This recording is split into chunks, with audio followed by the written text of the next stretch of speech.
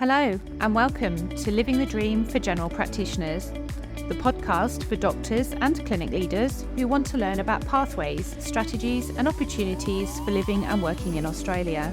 Join me, Gemma Goff, and my expert guests as we share stories, unlock the secrets to recruitment success, share tips for moving across the world, navigating new cultures and so much more.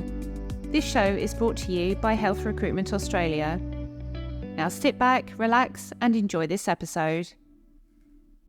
Hi everyone, welcome back. This is episode 3 of our GP Recruitment Fundamentals podcast series. Today's episode will be focused around identifying the right clinic for you. So we talked a little bit earlier about why you want to move to Australia, and knowing that is really going to help you to identify the right clinic.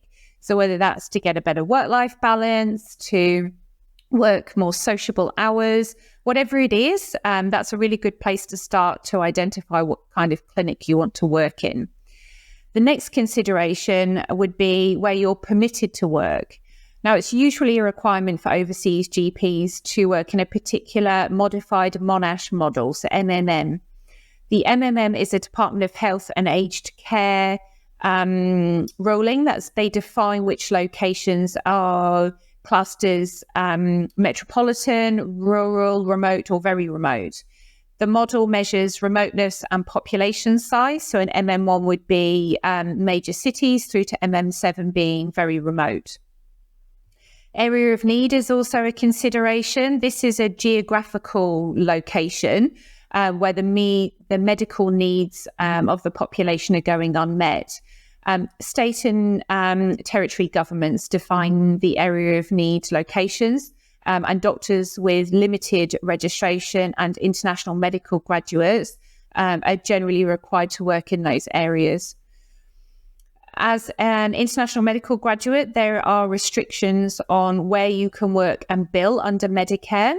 If you wish to secure a position working as a GP in the private sector and wish to claim Medicare, you are restricted to working in a distribution priority area, or DPA. These are usually in regional, rural and remote areas. It would be very unusual for a GP to be able to, from overseas, to be able to secure a position in a city-based clinic. So once you know what area you're eligible to work in, it's time to look at practices and what they offer their patients. So what kind of relationship are you looking for with the clinic? Do you wish to be employed, an independent practitioner, or perhaps a GP partner? There are many considerations in this regard, and due to changes in legislation, namely around payroll tags, it would be sensible for you to do your own research in this regard. Other considerations should be around areas such as consulting times. Some GPs have 10-minute consults, some have 15-minute consults. Does the clinic have appropriate nurse support or allied health providers? What's the doctor-to-nurse ratio? Do you have a special interest that you'd like to pursue? Can the clinic support you in setting this up? What hours are you looking to work? Is the clinic open in evenings if you were considering doing some evening work? What hours are you wanting to work in terms of getting that work-life balance? Are you wanting to start a new hobby, surfing, for example? You might want 2 mornings off a week. So can you work lunchtimes through to the evenings?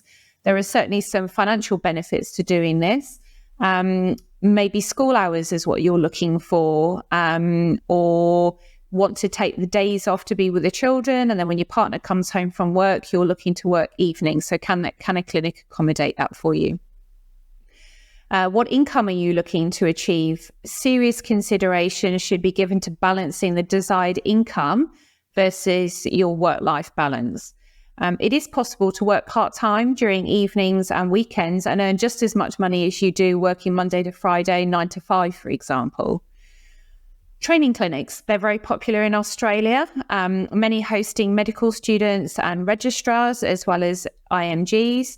Perhaps teaching is a passion of yours and you're looking to undertake some supervisor duties once you've settled into the Australian way.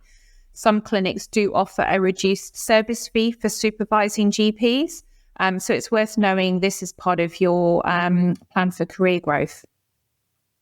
So once you've answered these questions, you can let your recruiter know your requirements and perhaps list your non-negotiables and the things you are prepared to negotiate on and things you can be flexible with. Your recruiter will then liaise with clinics who are searching for GPs who are looking to work the hours and promote the services that you're also looking for. I'm today very excited to be joined by Jessica McIvor. Jess is a practice manager at the Seaford Meadows Day and Night Clinic. It is a mixed billing clinic, one of two, run by the Australia Health Alliance in South Australia. I invited Jess onto our show today so we can share some insights into the recruitment process from a recruiter and a clinic perspective, and how each party can support GPs considering a move down under. Jess, welcome. Thanks for joining me today. Thank you so much for having me. So Jess, you've been at the clinic for a few years now. Why don't you tell us a bit about the clinic? Of course. So we're quite lucky. We've got two of our clinics. One is based in Seaford and our sister clinic is in Seaford Meadows, which is where I'm primarily based. Our Seaford Road clinic was established in the 1970s, so we have been around for a little while. Yes, as you mentioned, we are one of the newest bulk billing clinics in the southern area of Adelaide. And we currently have roughly 16 doctors across both our clinics. We've got 8 nursing staff members and we've got roughly 20 support staff members. So this is huge for us. This helps support our 30,000 active patients. And we roughly have around 300 to 350 new patients each month. So we are in a growing area and we're obviously in need of new additional GPs. You sure are. So Jess, you've been quite heavily involved in the recruitment of GPs for your clinic, particularly this year. Tell us about that. How does the recruitment process work? Yes, of course. So generally the recruitment agencies will touch base with any of their seeking GPs and they'll propose some clinics and they'll obviously have a look through to see if it would fit in with what they're interested in and what they're seeking for. And then generally, if the doctor would like to progress, the recruitment agency would contact us and send through their CV. And then we arrange an interview, which is more of a relaxed Zoom primarily, depending on where they're located. So we're able to do that. That's amazing. So I'm guessing that GPs can arrange this time sort of when it's flexible to them. So evenings and weekends is an option for them as well. Yes, of course. So we do make ourselves available. We're obviously aware of the time differences and obviously their working schedule as well. So we're more than happy to accommodate for both of our needs, which is fantastic. Amazing. Good work. So Jess, you've arranged the interview. We've set up a time on Zoom. What's generally discussed during the interview process? It's obviously the GPs interviewing the clinics as much as you're interviewing them to see if there's a good match. So how does that work? Yes, most definitely.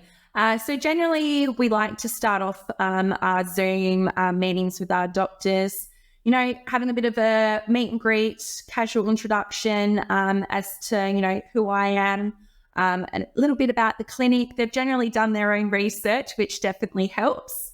However, we go through why they chose medical, what was their interest in it, what are some of their special interests and hobbies.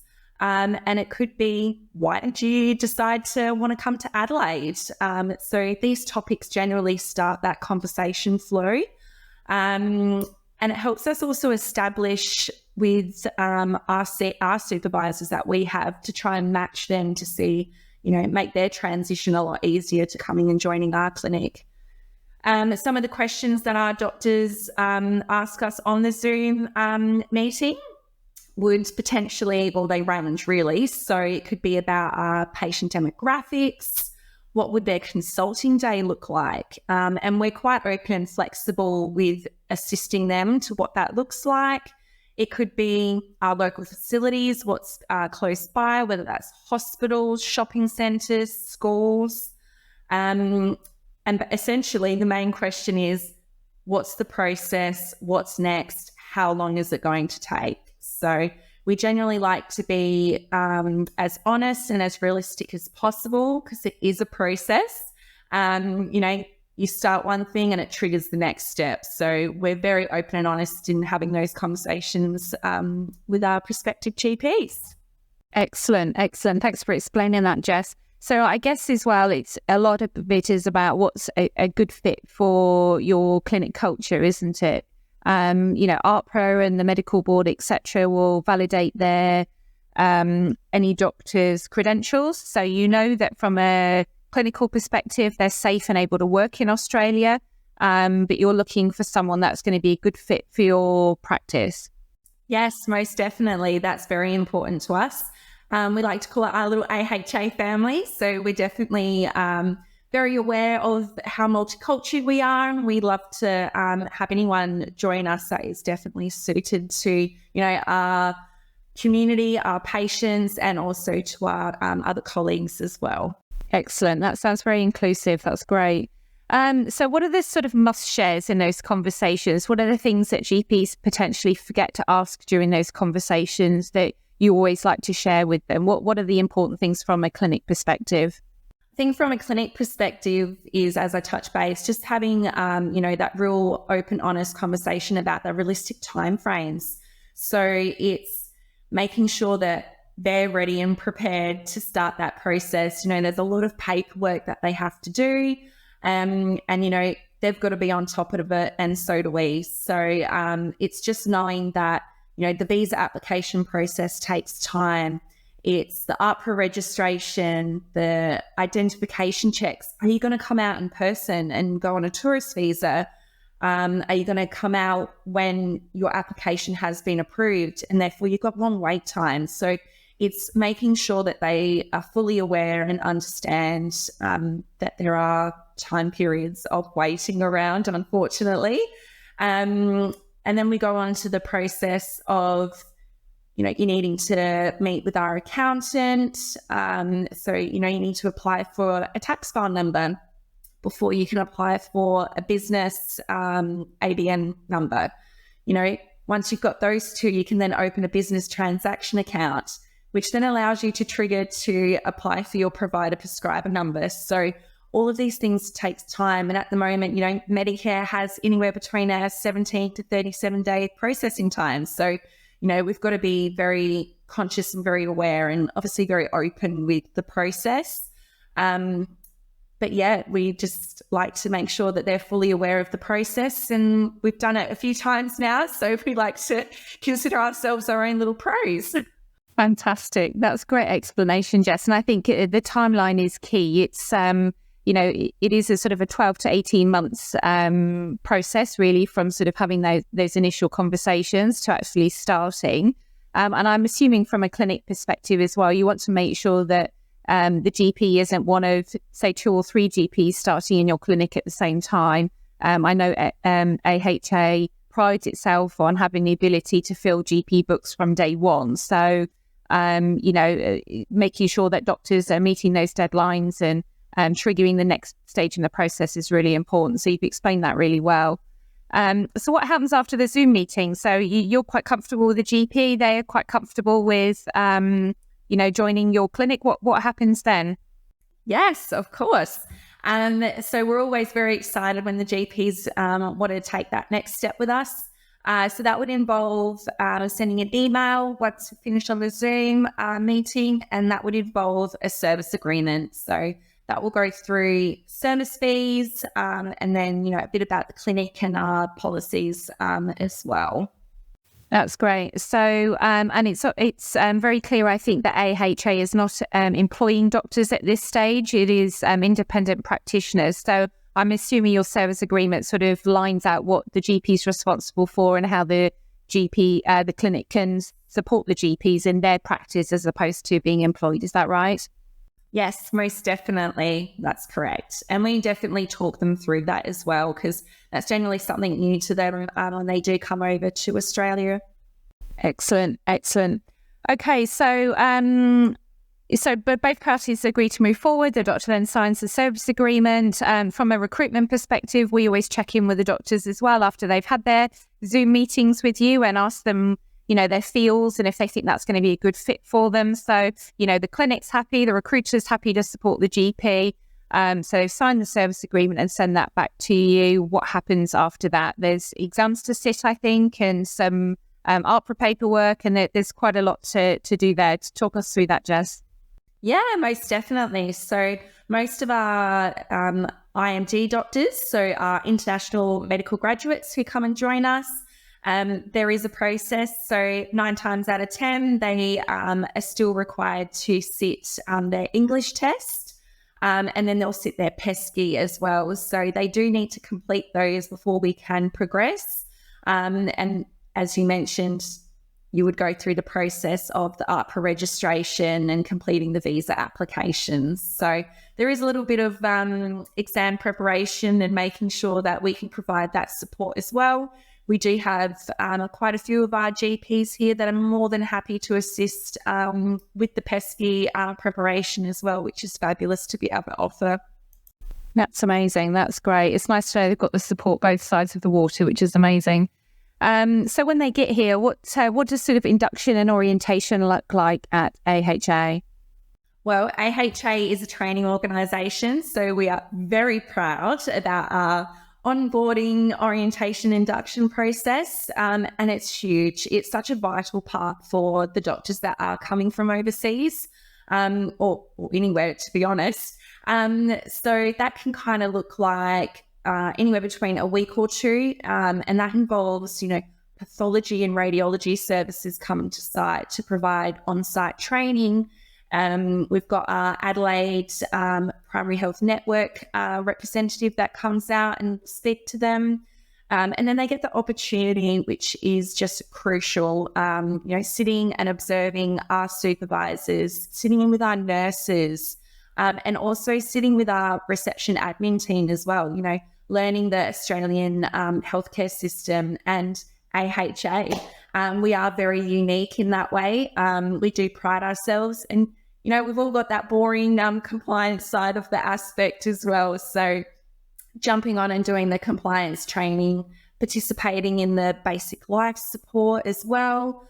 So it is quite detailed and it's quite involved, but it's absolutely fantastic. You have the availability to jump online and do some Medicare online training, because that's new to them as well. So when they're observing in those consults, it makes a little bit more sense to them. So it's absolutely fantastic. We have a lot of external parties involved as well as internal. That sounds amazing. We get some great feedback, certainly at HRA, about the GPs that have joined AHA. It's been super. I understand that you even pick them up from the airport sometimes if they need to and take them to their accommodation. So that's really going above and beyond, which is amazing. What about family, Jess? So obviously many of the GPs do come from overseas with partners and children. It's a big move for everyone. Is AHA able to offer support to the rest of the family as well? Conversations with other wives and partners, for example? Yes, of course. So I should have touched point to that. During our Zoom meeting, we also asked, are there any family members that will be joining you in your arrival to Adelaide? So if they do have a husband, wife or children, we also offer to have conversations with them or invite them in while we're on the Zoom meeting. So it definitely assists with that, because it can be quite confronting and scary with the unknown. So we do also allow that. When they do arrive in Adelaide, we invite the whole family to come for a tour of our facilities and have a meet and greet. And like you mentioned, yes, we do pick them up from the airport sometimes if they would like that, and just show them around and have those conversations. We've got a lot of our staff and doctors who have families and children. So we're all very aware of our local schools and childcare and kindy. So we're obviously able to assist in providing that information to them as well, to make it as an easier transition for them. That's amazing. Thanks, Jess. So the GP started, they've done their orientation, and day one today is they're seeing their first patients. It must be quite nerve-wracking for them, despite the, exemplary induction and orientation. So I'm guessing their support from AHA just continues throughout their journey, and, anyone's available to help should they need it. Yes, well, it never stops. So we've got our amazing front of house reception team, and then obviously us as PMs. So all our doctors that are on site are very supportive and helpful as well. So it's all hands on deck. Make sure that they are up and running, comfortable. Their consulting sessions are going to time, and they can ask questions throughout. So we're very open and honest with, popping up posters or flyers, as well as on our socials to let the community and our patients know that we have a new doctor joining. And there's always going to be, the technology teething issues, but generally 9 times out of 10, it's very smooth for them. That's amazing. Well, that's really been helpful, Jess. I'm sure that's cleared up a lot of misconceptions and explain the process greatly to our listeners. So thank you so much for taking the time to join me today. I wish you well with the onboarding of the rest of your new GPs and the continued growth of your practice. Thanks to everyone else for listening to us today. We hope, as always, that you found this podcast insightful and of value, and helps to help you determine whether a life down under is for you. So thanks again for joining us. Bye for now. Thank you. Thank you for listening to Living the Dream for General Practitioners. Don't forget to subscribe on your favourite podcast player so you don't miss an episode. At Health Recruitment Australia, we want to see more happy GPs, thriving medical practices and healthy communities. If you'd like to join us on our mission, visit healthrecruitmentaustralia.com.au to explore opportunities and get in touch. Thanks for listening.